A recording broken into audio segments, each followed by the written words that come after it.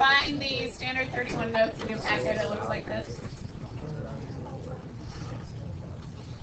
Got a little bit of function stuff to do here and domain algebraically. So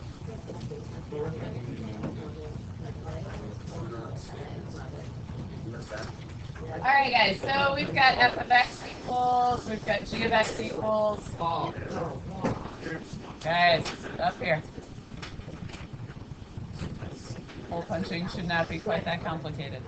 All right, f of -1. What does that mean I should do? Okay, in which function? F of x. Yeah, so we're going to have 2 times -1 squared, 4 times -1 minus 3. Again, without a calculator now, it's just using your brain. What do we get?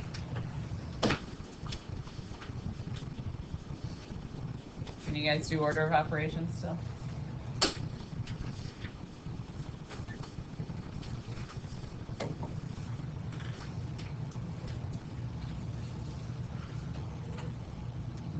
-5, good.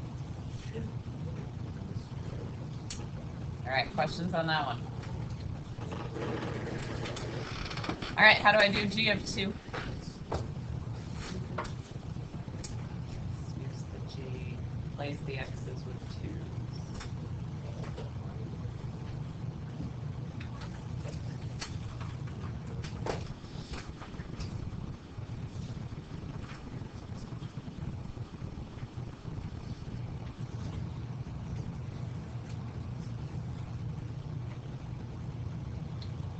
What do we get, kids? -3 over 13.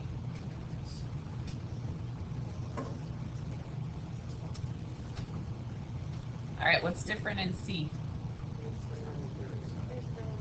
Yeah, another variable. So it means 2 times the quantity a plus 1 squared plus 4 times the quantity a plus 1 minus 3. So a couple of things here. Should I distribute the 2 before I deal with the exponent? No. Okay, good. And a plus 1 squared, does that mean just square the a and square the 1? No. Okay, so when I square that, what do I get? Good. And then I can distribute the 4. It's 4a plus 4 minus 3. All right, then you should finally distribute your 2. You'd have 2a squared plus 4a plus 2 plus 4a, and I'm just going to say plus 1 here. So what's my final answer?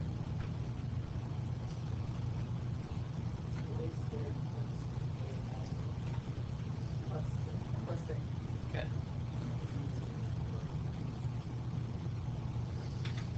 I know it seems silly that we're reviewing this, but honestly, that question is very commonly missed. You guys will mess up a sign somewhere, something like that will happen. So just slow down. These are not hard problems. You just have to not make silly mistakes. Right. All right, then g of 3a, same idea. I'm going to have 5 minus 4 times 3a over 3 times 3a plus 7. So that's 5 minus 12a over 9a plus 7. Can I simplify?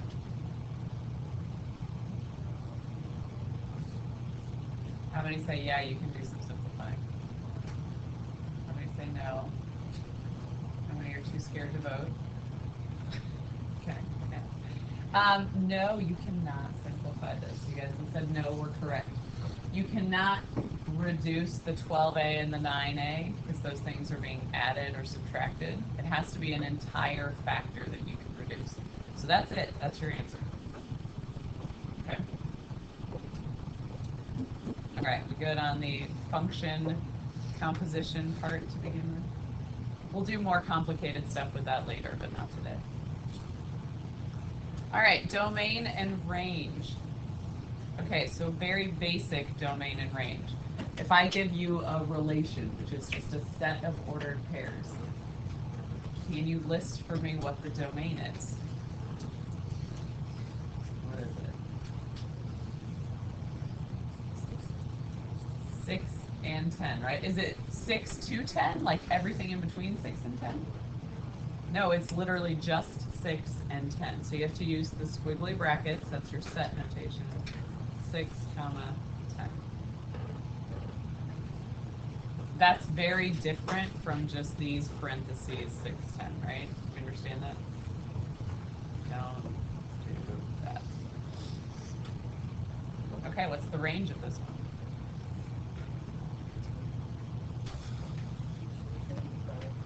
3, 5, 2. If you want to put it in order, great. If you don't, great. I don't care. You just have to list all the values. So 3, 5, 2.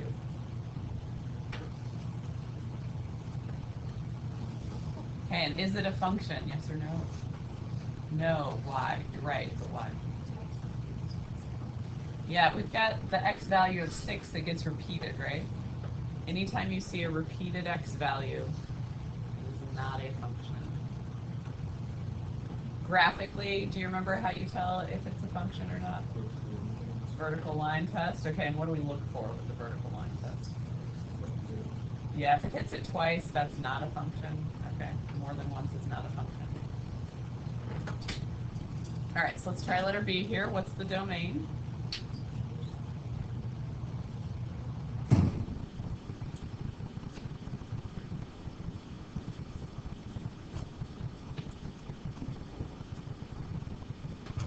All right, so it should be -1, -2, 0, and 1. What about the range? 4, 5, 11. Good. Don't repeat values. I know there's 2 5s. Don't list it twice, though, okay? Is this one a function? Yes. It's okay to have a repeated y value, but you can't have a repeated x value. All right, easy so far? Okay, turn the page.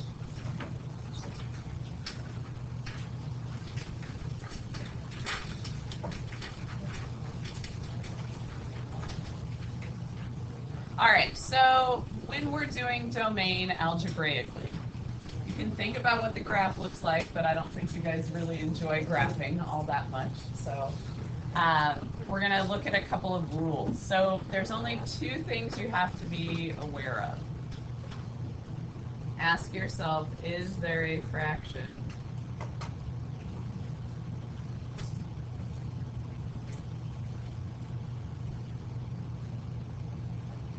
What's an issue that happens with fractions? Like, what can't we do in a fraction?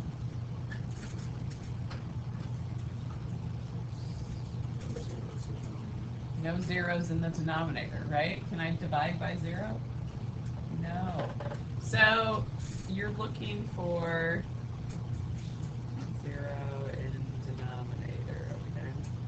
That's the issue there. So let's look at letter A, because I have a fraction in letter A. And guys, I don't want this to be a memorization thing. I want this to be an understanding thing. So when you look at a fraction, you should go, oh, I know that denominator cannot equal 0.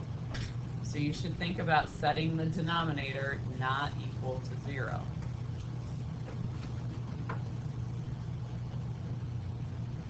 So to solve that, I would move the 3, and I would say x cannot equal -3. That's called the restriction on the domain. So that's like the one x value that doesn't work in the domain of this function. So there's 2 ways to write it. We have set notation. You guys remember this? X such that x is an element of the reals. X cannot equal -3. You guys remember that from like domain of like tangent and secant and cosecant? The one we're going to use more frequently is the integral notation, and I would say -infinity to -3, parentheses, and then -3 to infinity. Why do I have parentheses on -3? Because it's not included. Good.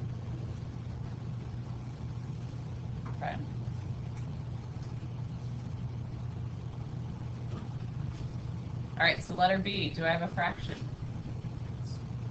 Yes, so what should I set up to begin with? 2x minus 4.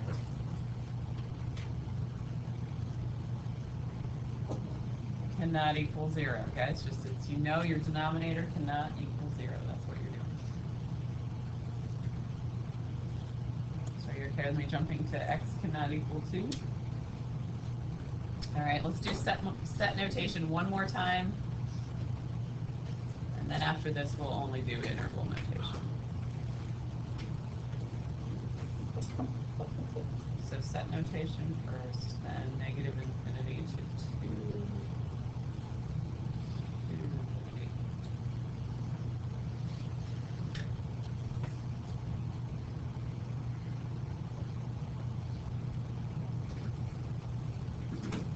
Easy so far, right? Okay. We're obviously going to add more to this, but each step we got to make sure we get it. Okay, so I said there were 2 questions you had to ask yourself. So first one, is there a fraction? Second, is there an even root?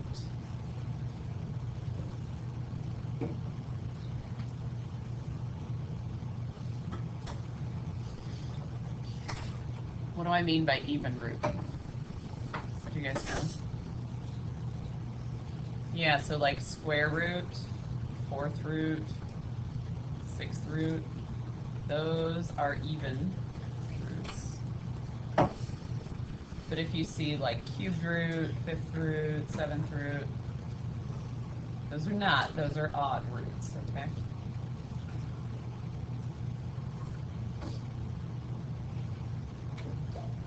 So even root causes us concern.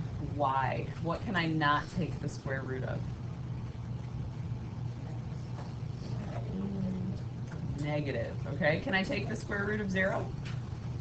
Yes, but just not negative numbers, right? What happens if I take the square root of a negative? Yeah, we get imaginaries. I don't think we really want to do domain with imaginary numbers. So what we're going to do, let's look at letter C. We don't have a fraction, right? I just have a square root that I have to think about. So I take what is under the square root, the x plus 4. That can't be negative. So if it can't be negative, that means it has to be greater than or equal to 0. Does it make sense how we're setting that up? How do I solve that inequality then? Subtract 4. So x has to be greater than or equal to negative 4.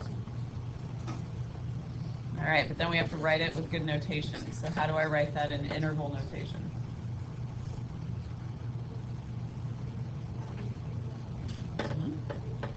Good. Bracket on the negative 4 to infinity.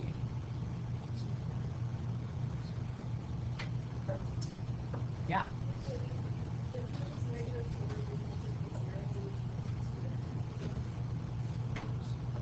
It could be negative 4 because then that would be the square root of 0, which is 0, yes?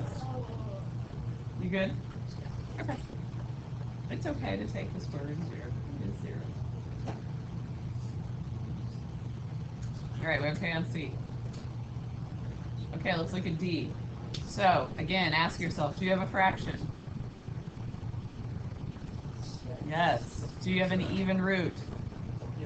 Oh, yay, we have both. Okay, so we care about the denominator of the fraction, and we care about the radical part. Those both happen to be in the same spot. So what's under the radical, I know, would need to be greater than or equal to 0. But it's in the denominator, so do I want it to equal 0? No. So what am I going to write for my inequality this time? Just greater than. Yes. Okay. So when you solve that, you get x is greater than 5. How do I write that in interval notation? Yeah, parentheses, 5.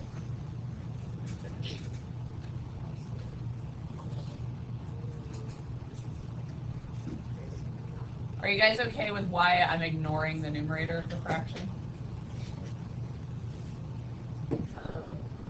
the numerator have a square root in it? No, then I don't care about the numerator of the fraction at all. Okay. All right, so far so good. Now we're going to add more. All right, let's look at E. Okay, just a square root this time, right? So I know what's under there. X squared minus 4 has to be greater than or equal to 0. Okay, what's different this time?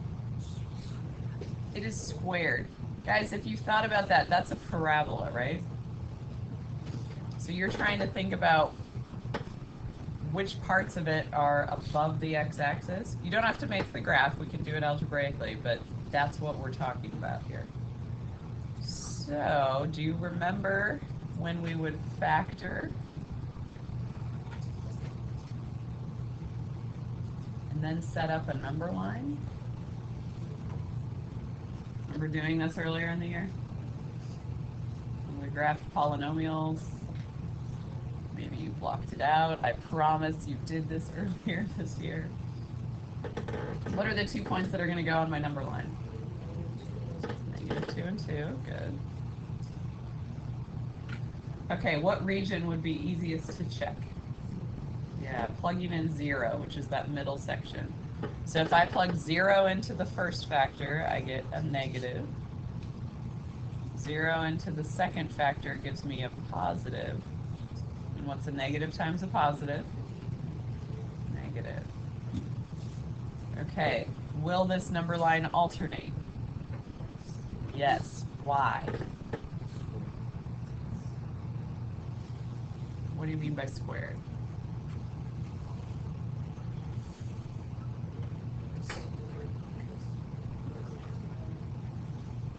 Aiden, you want to help him out?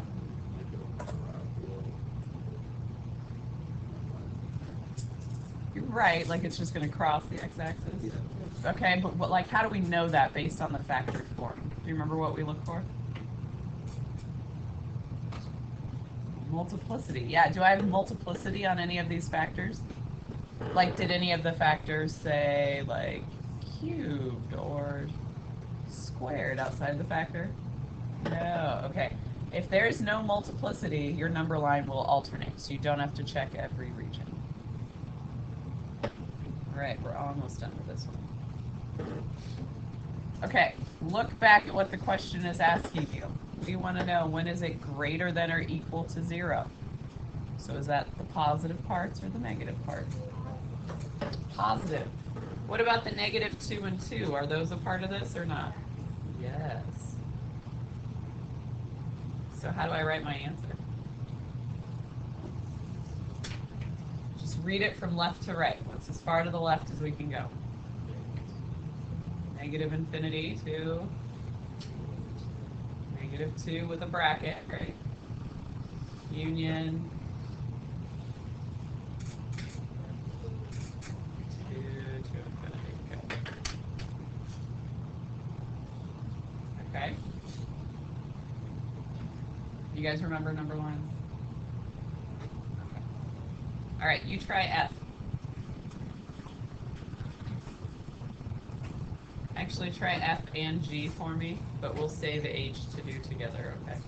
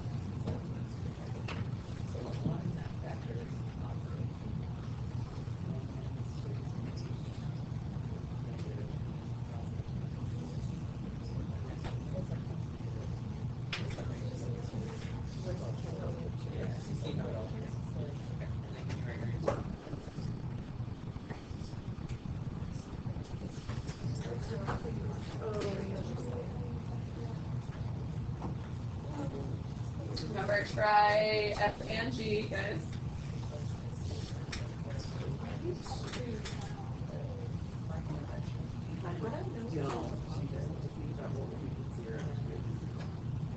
Guys, G, are you getting stuck on the x squared minus 2? No. Okay.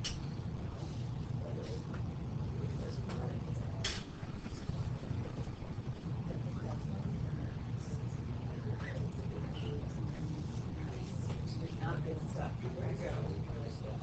Okay. All right, so.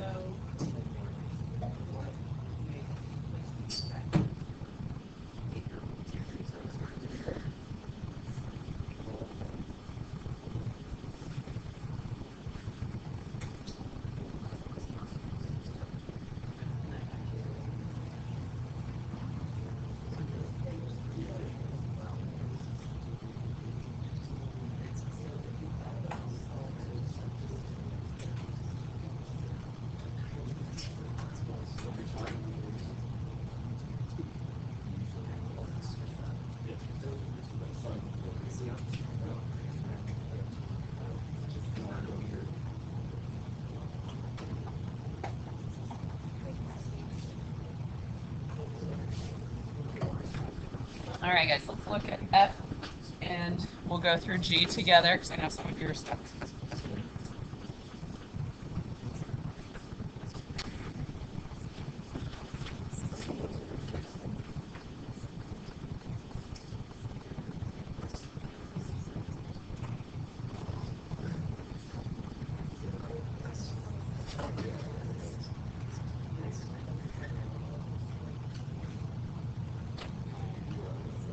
right, for f, did you get negative infinity to 0 and then 2 to infinity? Yes? That one wasn't too bad, right? Okay. G is weird because of our weird factoring here. You guys were starting fine. We factored out an x. Okay, and then you said I don't know what to do with that. So, we can still make our number line. Everybody okay with 0 being one of the points on our number line? Then the other part we have to think about is this x squared minus 2. I'm thinking about where does that equal 0 to get the other 2 points on my number line. So I would square root both sides, and it would happen at positive and negative root 2. Okay, so those are the other 2 values on my number line.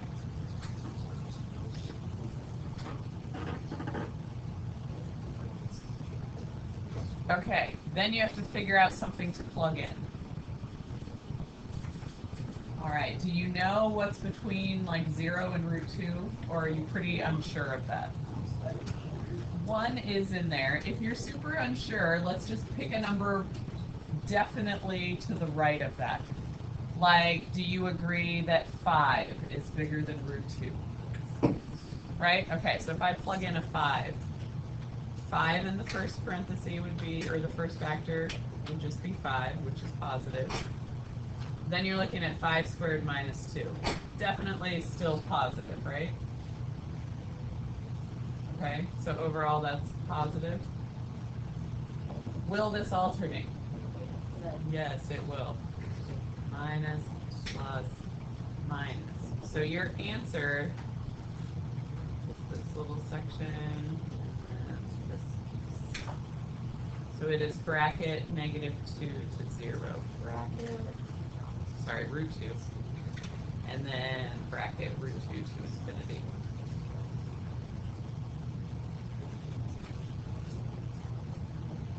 We okay now that I've shown you the square root part? Get it? Okay.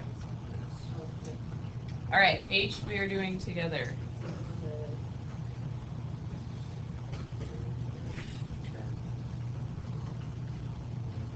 Eight is like 2 problems in 1. Because do I have a fraction? Yeah, okay, so I have to say that that denominator cannot equal 0. Do I also have a square root? Yes. So what's under the square root has to be greater than or equal to 0. Okay, do you see the 2 parts you have to set up? All right, so x squared minus 4 cannot equal 0. Would you guys factor or would you do a square root? Factor, square root. Okay, so either way,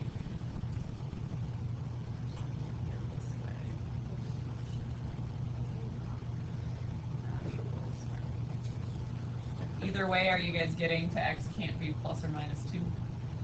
Whether you factored or did square root? Okay. And with my other piece, what's going to happen there? Yeah, x has to be greater than or equal to negative 4. Okay, so that's not really like one answer, is it? So let's look at it on a number line. This is not, you need a number line to solve the problem. This is to visually help you with what's going on in this problem. So numbers that seem kind of important to me are negative 4, negative 2, and 2, right? Okay, so the first one, it says x cannot equal plus or minus 2. That means it can be everything else. So I'm going to put open circles on those, but color in everything else.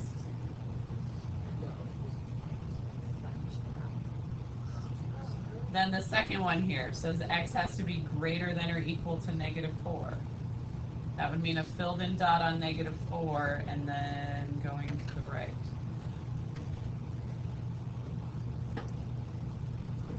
So guys, that's just like a picture of the algebraic answers that you found. from there, can you tell me what your solution is going to be with interval notation? It's where the blue and the red both happen. So where is that?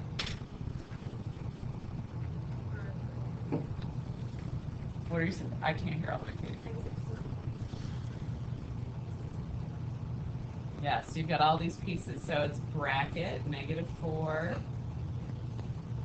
-2 with a parenthesis, and then -2 to 2, both with parentheses, and then 2 to infinity. Do you guys see the pieces there? Did it? Okay. Questions? So guys, that's all the notes for Standard 31. On your updated calendar, we're going to spend 2 days on 31. So I'm going to give you some homework tonight, but then next class, all we're going to do is practice a bunch more of these, more of the like complicated ones where there's multiple things going on. But so for next class, all I'm going to have you do, find the page that actually says homework Standard 31, and just do evens, both front and back for me, okay?